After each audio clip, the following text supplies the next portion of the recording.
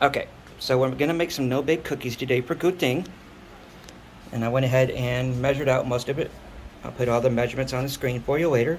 But we've got the milk, vanilla extract, butter, sugar, cocoa powder, instant oats, and peanut butter.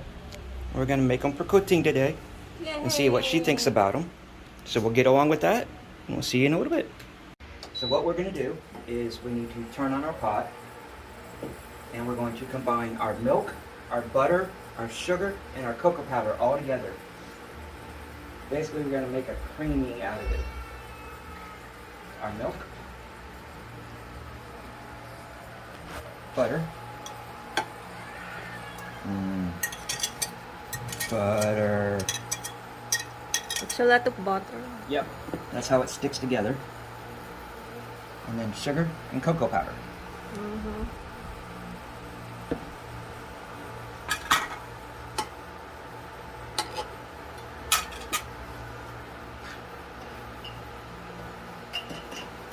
Let's get the rest of that butter out.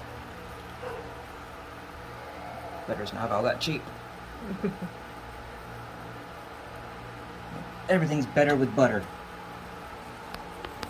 In the Philippines, they say rice is life. In America, we say everything's better with butter. And now I've got a nice little induction here with my pots and pans I brought from America. I'm going to just turn this on a medium heat, very well simmered. We want everything to mix. We want the butter to melt.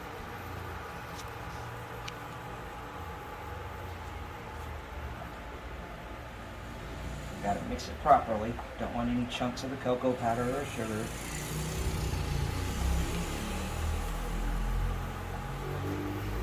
But we got to make sure all our butter is melted too.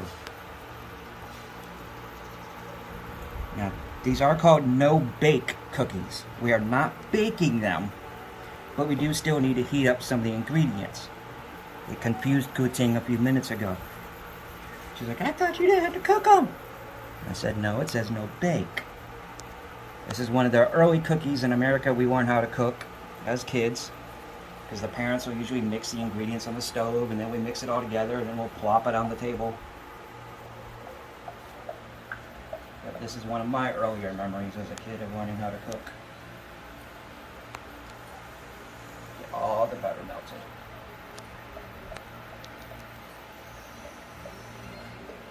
And then after that, after the butter melts, we're going to add in the peanut butter and the oatmeal, and that'll start to congeal. And that's where we're going to go ahead and take wax parchment paper, non-stick, lay it down. And a lot of times people have sheet pans, stuff like that. We don't really have those. I'll lay down a sheet of this, set it down, put globs and spoonfuls of the cookies on, stick them in the fridge, and then in a little bit, they'll be ready. Don't want to burn the sugar or the cocoa powder. This is a little warm at the moment. See, it mixes well. But if you get it too hot, you'll burn the cocoa powder or the sugar. That's something you don't want to do. So you have to be very careful. I'll move it away from the heat a little bit. that's the baking paper. This is wax paper, baking paper, parchment paper, many different names. But it'll keep the cookies from sticking to stuff. I'm just going to take a sheet out, nice long sheet. Perfect. Set it down. Use a couple weights from the food. There we go. Now we got to add 1 teaspoon of vanilla extract. Vanilla just wakes up a lot of the cocoa powders and other tastes, peanut butter, stuff like that. I'm going to pour that in. Cap it, of course, because I don't want to spill. And I tend to be messy sometimes. I'm just going to stir that in real quick, and you can already smell the vanilla. Helps give the cookie a little bit bigger flavor. Next, we want to add our peanut butter and our oatmeal. See if we can get most of these peanut butter in without getting too many oats at once.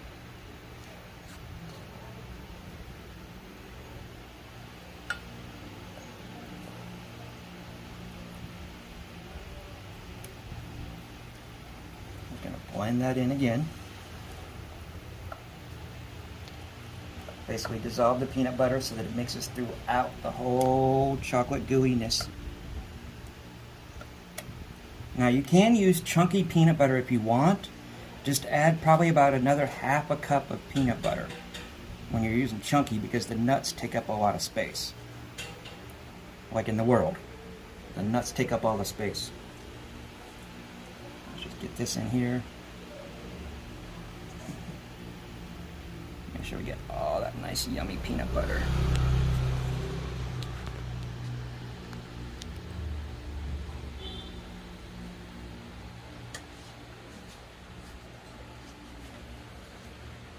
And then once it's all mixed well, we'll add our oats. Now I have 3 cups of oats here. Depending on how liquidy your peanut butter is and how watery your sugar gets, it can change sometimes. So always make sure you have extra oats on hand. Otherwise you might have it too thin and that's not real good. So we're going to add our oats.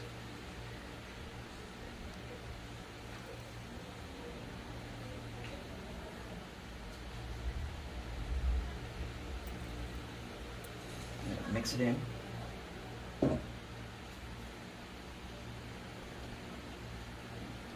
at that.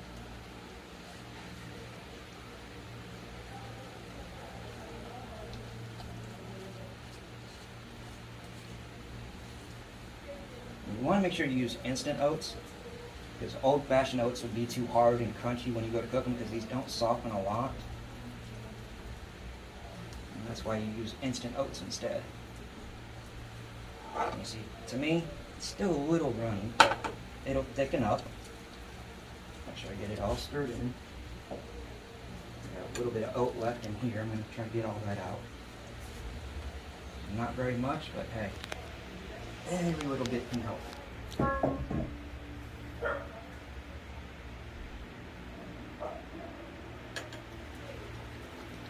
Stir that up. And now we're pretty much done.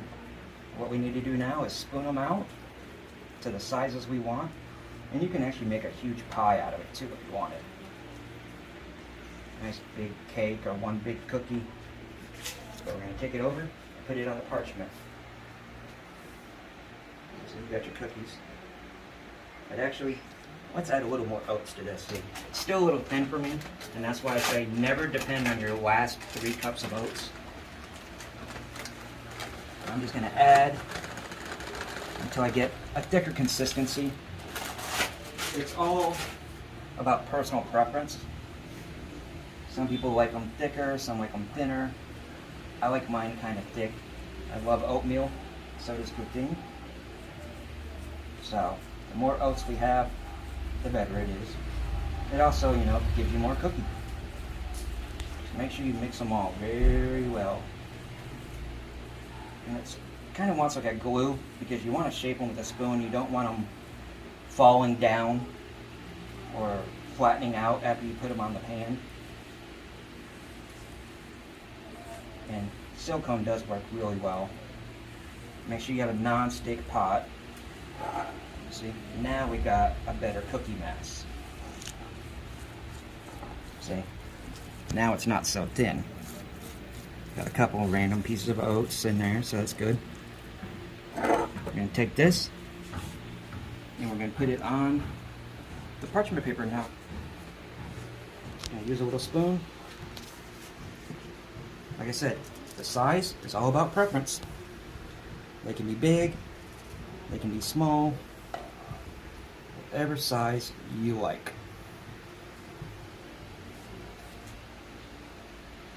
And you can even make just one giant pie or a giant cake out of it, like I said earlier.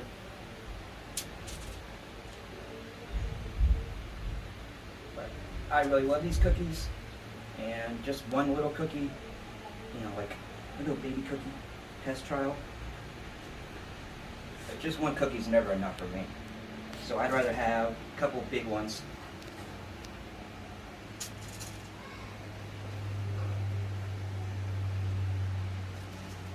Just randomly putting it on paper here. Looks like I got just enough.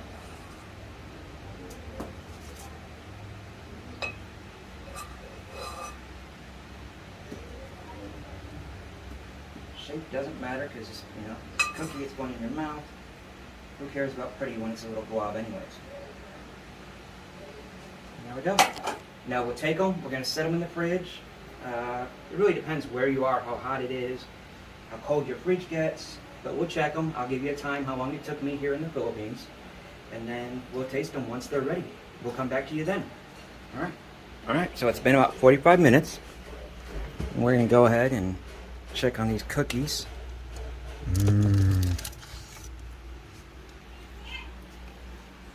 They're nice.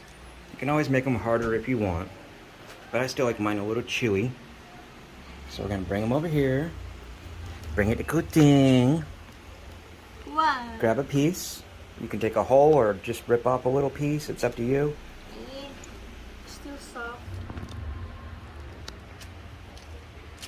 You can just grab the cookie and these are no bakes. Tell me what you think.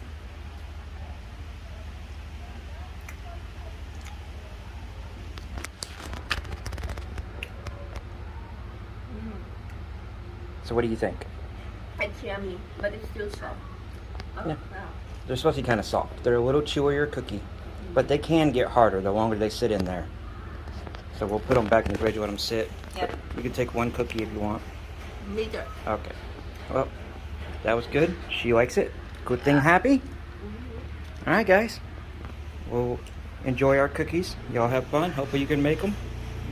Like I said, about 30, 45 minutes in the fridge in the Philippines. Some people say you can set them out on the table and they'll set up. But it's pretty hot here, so I would recommend using your refrigerator. All right, well, y'all have a good day. Enjoy. Bye-bye.